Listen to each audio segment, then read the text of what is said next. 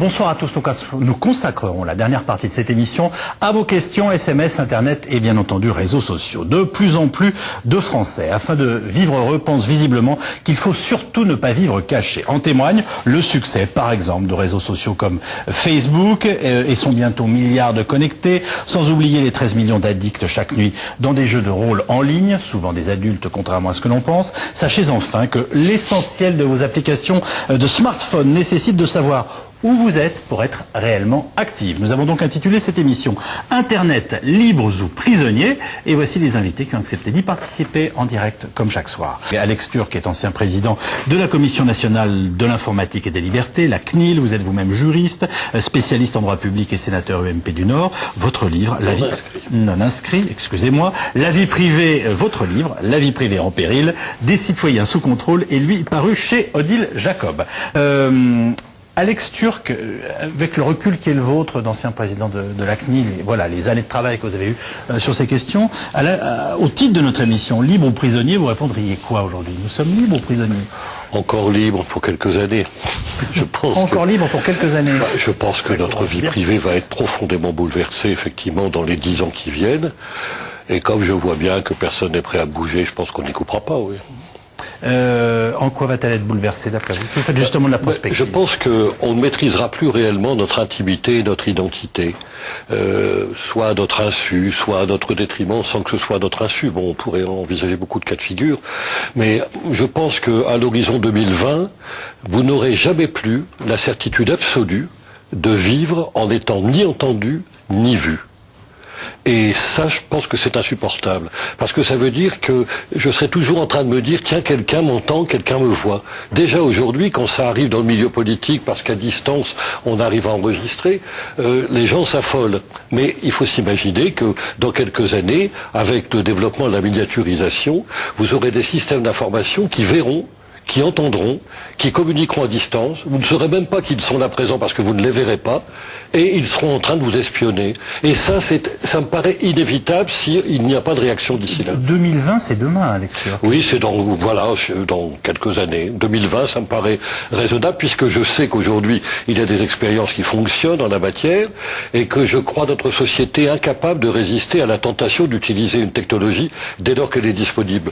Donc, je vois pas de raison qui ferait que ça n'aurait pas lieu, sauf une réaction. Et vous le savez très bien, ces technologies, elles sont souvent irrésistibles, et c'est le titre de cette émission. Libre ou prisonnier, c'est peut-être libre et prisonnier, les deux en même temps. Ça me paraît difficile d'être libre et prisonnier. C'est une formule élégante, mais je crois que ça ne repose sur rien. Vous ne pouvez pas être libre et prisonnier. Le libre arbitre, c'est quelque chose qui s'est constitué progressivement. Nos libertés individuelles, des générations se sont battues pour ça. Il y a encore des peuples aujourd'hui qui se battent pour ça, et dans les sociétés dites très évoluées, on est prêt, en cédant à la tentation technologique, à renoncer à nos libertés individuelles. Il y a là un paradoxe extraordinaire. C'est-à-dire que nous sommes de plus en plus nombreux dans des sociétés démocratiques à être libres d'accepter de devenir prisonniers, notamment de ces technologies. Belle pirouette. Mais non, c'est pas une pirouette, je vous interroge. Non, je pense réellement que les gens ne sont pas conscients de cela. La réalité, c'est que nous avançons tous tête baissée. Les abonnés des sites, ils sont en permanence, je veux dire, ils savent très bien ce qu'ils font, notamment pour les réseaux sociaux. Mais ne croyez pas cela. Nous, on a fait des études là-dessus. Il y a des milliers et des milliers de gens qui n'ont absolument pas conscience du fait qu'en entrant dans des systèmes, ils sont immédiatement repérés, suivis, et pour l'éternité. Et il y a aussi beaucoup de gens qui pensent pouvoir y échapper. Mais je ne suis pas certain que leur structure intellectuelle soit préparée au point de résister au travail des professionnels qui sont chargés d'établir leur profil. Donc là, je pense que vous avez une vision qui est presque naïve du phénomène, et c'est extrêmement dangereux, parce que comme nous sommes nombreux à penser de la même manière que cela, le résultat c'est que rien ne se passe, rien ne bouge, et qu'aucun travail d'évaluation n'est fait actuellement par les pouvoirs publics en France, en Europe et dans le monde. Et c'est la présidence de la CNIL qui vous a rendu un chouïa paranoïaque, ou vous l'étiez avant? Écoutez, je ne suis pas paranoïaque.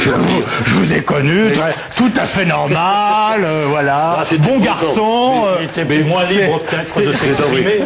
Non, c'est très simple. Moi, j'ai 60, ça fait 20 ans. Moi, j'ai 61 ans. Je vais passer en travers des gouttes. Moi, je finirai ma vie. Il n'y a pas de problème. Ça ira. Je pense aux générations, mes enfants, mes petits-enfants, comment vont-ils s'adapter à ce mode de société qu'on nous prépare? Là, il y a un vrai point d'interrogation. Alors, il est clair que si ça se passe comme vous nous l'annoncez, vous qui êtes plutôt mieux informé que beaucoup d'entre nous, on va avoir des changements, mais quasiment psychologiques, et j'allais vous dire, ça va ressortir sur nos sens, sur notre cerveau, sur notre morale, sur notre façon de vivre. J'ai pas de doute là-dessus. Peut-être que le mot vie privée n'a plus le même sens pour les nouvelles générations, et peut-être que pour eux, c'est en effet quelque chose de tout à fait différent. C'est ça qui m'affole, je veux dire.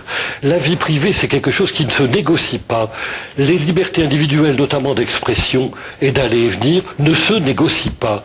C'est une espèce de masse insécable. C'est un patrimoine qui nous est donné à la naissance dans les pays où on a pu établir ce type de protection des libertés individuelles. Donc dire que la vie privée a changé. Moi, je vois des étudiants, par exemple, à la fac, qui me disent oui, mais la vie privée, c'est différent. Nous, ça nous gêne pas qu'on sache ce qu'il en est, notre vie sexuelle, sentimentale, etc., etc. Mais ça, c'est un air qu'on se donne pendant quelques années, aux alentours de l'adolescence et un peu après. Et puis un jour, lorsqu'on a décidé de vivre une vie en préservant son intimité parce qu'elle nous paraît essentielle, on se dit, mais comment je vais faire pour revenir en arrière? Mais là, il sera trop tard. Non, la vie privée, la protection des données personnelles, c'est quelque chose de sacré. J'utilise ce mot, sacré. Est-ce que vous diriez aujourd'hui, nous sommes dans une société où il est devenu clair qu'on ne peut plus, en gros, préserver notre intimité et donc notre liberté individuelle? Nous y allons. Parmi les 4 technologies qui peuvent être préoccupantes, vous avez la vidéosurveillance ou protection, peu importe, la biométrie, la géolocalisation en gros, et le réseau Internet. Sur les 2 premiers, on pourrait réagir, mais personne ne le fera et c'est pas forcément ce qu'il y a de plus dangereux. On pourrait réagir parce que c'est encore national. En revanche, la géolocalisation et le réseau Internet, la France voudrait agir qu'elle ne pourrait pas de toute manière puisqu'il faut une position mondiale sur ces sujets-là. Et c'est là où je suis extrêmement inquiet. Parce que les pouvoirs publics français aujourd'hui n'ont pas le temps de s'occuper du sujet, que les autres pouvoirs publics en Europe, ils sont totalement indifférents, que les Américains poussent au contraire vers ces solutions et que les Asiatiques traitent le problème de leur côté. Le résultat, c'est que, tel que les choses se présentent, un jour on va se réveiller en disant « Tiens, notre vie privée a changé, notre champ d'exercice de nos libertés fondamentales s'est réduit, on ne s'en était pas rendu compte, mais c'est désormais irréversible. » En l'état actuel, vous ne pouvez jamais avoir la garantie absolue de la destruction totale des informations qui vous concernent. Voilà, ça c'est impossible. En l'état actuel des choses... L'ancien président de la CNIL nous dit, quoi qu'il arrive, vous n'aurez jamais la garantie. C'est l'hydre qui se reconstitue toujours. Donc de toute façon... On ne passe pas à la sulfateuse. C'est impossible de détruire totalement. Moi j'appelle ça des déchets infoactifs. C'est-à-dire qu'ils sont actifs comme ça pendant des années ou des siècles. On n'est qu'au début du processus. Deuxième chose, vous dites, et c'est vrai, chacun doit être responsable de lui-même. Je partage cette vision de la société. Mais pour être responsable, il faut être conscient. Et pour être conscient, il faut être informé. Il faut être informé. Donc moi je pose la question des enfants de 10, 11, 12 ans. Exactement. Donc 85%, j'ai fait des petites études là-dessus, sont sur Facebook. Sans aucune formation, aucune préparation. Ils balancent des informations sur leur vie personnelle, etc., pour le moins grave. Mais ça peut balancer sur la vie de leurs parents, mais bien entendu, sans aucune et ça peut volonté aller de beaucoup nuire. plus loin. Alors vous avez des parents qui se disent chic, mes enfants sont dans leur chambre tranquillement devant l'écran, au lieu de faire des imbéciles dans des rodéos, je sais pas quoi dehors. Mais peut-être que le rodéo est moins dangereux. Ça y est, maintenant il va me rétablir le rodéo. Alors non mais je veux dire, faut être réaliste. On ne laisse pas un enfant de 10, 11 ans seul devant un écran où il communique avec le monde entier. Il faut donc que ces enfants reçoivent une pédagogie adaptée.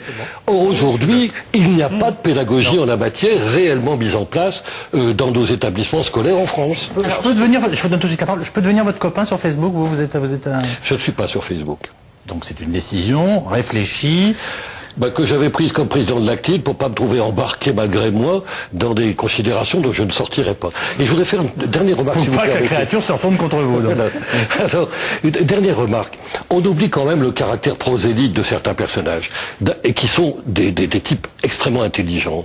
Regardez par exemple Zuckerberg. Lui, son raisonnement, c'est la vie privée n'est plus ce qu'il était. J'ai quand même entendu des gens des disciples de Zuckerberg, nous expliquer que si on ne s'était pas à un moment donné montré nu sur le réseau, c'est qu'on n'avait pas encore compris quelle était notre nouvelle conception de la vie privée. Bon, ça on peut discuter. Hein. Ensuite, vous avez les raisonnements qui sont tenus par exemple par Larry Page. Larry Page lui explique qu'à terme, Google doit être détenteur de la totalité de la connaissance du monde. C'est écrit, hein, je cite les sources dans le bouquin. Ce qui est quand même, c'est effroyable. Mais ça me fait peur de dire des choses pareilles. Et Eric Schmidt, lui, explique que comme le système ne permet pas de protéger votre identité, il faut admettre l'idée qu'on va changer d'identité quand elle sera complètement vidée de son sens. C'est-à-dire ce qu'on appelle la banqueroute de réputation. À un moment donné, je dis stop, je déclare la banqueroute de mon état civil et de mon identité, donc je demande à changer d'identité et à corriger mon état civil. C'est-à-dire, comme on ne peut pas régler le problème autrement, Jean Tartampion s'appellera Albert Duchemol au bout de 7-8 ans, d'après eux c'est 7-8 ans, et ainsi de suite. Mais on marche sur la tête. Ça n'a pas de sens de dire des choses pareilles. Et pourtant, Eric Schmidt est un type extrêmement intelligent, qui a de grands moyens et un grand communicant. Vous avez dit plusieurs fois depuis le début de cette émission, Alex Türk, que finalement personne ne fait rien. S'il fallait faire quelque... Non mais voilà, si vous souhaitiez qu'il y ait moyen d'agir, ou puisque quand on écrit un livre et qu'on a eu les responsabilités qui ont été les vôtres, c'est qu'on est, je dirais au sens premier du terme, engagé dans un combat éventuellement. Faire quelque chose aujourd'hui, ça veut dire quoi? 3 solutions cumulatives. La première, c'est la pédagogie. Il faut absolument que dans les collèges et les lycées, ça devienne un enjeu prioritaire. Bon. Et donc ça, il faut le décider. Je vais prendre une image qui ne va pas vous plaire, mais je suis d'une génération qui a connu l'éducation sexuelle au collège. En tout cas, on commençait à nous en parler un petit peu. Mais tout le monde était, au premier mot que prononçait le professeur, on était effondré de rire, et il reprenait jamais sa classe en main. Donc moi je me dis que les profs demain, les pauvres qui vont devoir venir dire des trucs parfois intelligents, vrais, mais que les gamins n'ont pas envie d'entendre sur les réseaux sociaux quels qu'ils soient, à la deuxième phrase, les gamins seront par terre en train de s'écrouler de rire avec leur smartphone. Oui, mais il y a peut-être d'abord, c'est pas exactement le même sujet. Il y a peut-être une manière. Il y a peut-être une manière d'expliquer les choses. En tout cas, il faudra bien que la pédagogie se fasse. Il ne faut pas compter sur les parents, ne rêvons pas. Donc il faut bien qu'à un moment donné, les enseignants s'en occupent.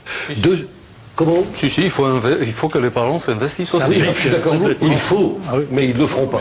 Oui, à belle lurette que j'ai compris ça. Quand on parle avec les parents, ils disent on n'a pas que ça à faire. Si on leur dit vraiment les dangers, qu'on leur montre, qu'on pointe du doigt quels sont les dangers réels, malgré tous les côtés fantasmatiques qu'on peut entendre, là ils vont être saisis, ils vont vraiment s'impliquer. À d'où ils répondent qu'ils considèrent que ça doit être traité au niveau du lycée et du collège. Oui, mais ça c'est la grande hypocrisie permanente de la société française. Mais la société française c'est ainsi fait. Il faut s'adapter. Alors deuxième élément, on doit pouvoir attendre beaucoup de la technologie pour juguler les effets néfastes de la technologie. Oui. Mais il faut payer. Qui va payer? Et troisième solution, et pour moi c'est le problème central, il faut absolument aller vers une régulation internationale. De toute façon, il n'y a pas d'autre solution. Et donc, il y a tout un travail qui a été fait par la CNIL et qui va être continué par Isabelle Falco-Pierrotin, qui est désormais présidente de la CNIL, dans le cadre de la future directive européenne. Il faut que les Européens déjà essaient de travailler là-dessus, avoir une position commune. C'est pas demain la veille. Il faut ensuite que tous ensemble, ils expliquent aux États-Unis qu'on ne peut tout de même pas continuer à vivre dans un système dans lequel les grands acteurs américains développent leurs activités économiques sur le territoire européen en ne donnant aucune possibilité aux consommateurs européens de se défendre puisqu'ils doivent s'adresser à la juridiction de Santa Clara en Californie. Les consommateurs européens y vont par dizaines de millions. Voilà, je comprends très bien ce que vous nous dites. Je vous fais juste remarquer que c'est un acte d'achat. C'est en tout cas un acte volontaire dont on ne perçoit peut-être pas toutes les conséquences, mais volontaire. Oui, mais ce que je souhaite, moi, c'est qu'on applique le droit européen en Europe. Est-ce que c'est beaucoup demandé? Mais encore faudrait-il que les pays européens aient le courage politique d'affronter les États-Unis sur ce thème. Et après, il faudrait en plus arriver à se mettre d'accord avec les Asiatiques. Donc mon inquiétude est la suivante. Je pense que tout ça, ça va prendre 15, 20 ou 25 ans au train où ça va, si tout va bien. Et dans 15, 20 ou 25 ans, tout sera irréversible, ce qui fait que j'ai le moral à zéro.